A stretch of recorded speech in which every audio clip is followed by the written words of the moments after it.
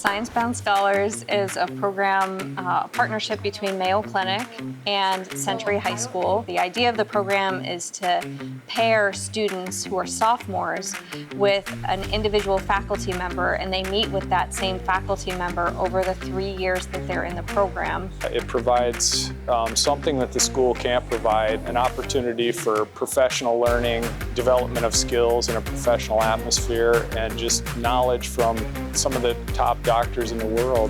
When I got into the program, I honestly didn't really know what the mentor would be teaching me about. I've never had a mentor before. I learned so much about myself. I learned about what I wanted to pursue. The more I met with my mentor, the more I was like, no, maybe this is the path I want to go into. I think it is important that we have programs similar to this, that this is not the only one. I think that this actually could stimulate other institutions and other places of different backgrounds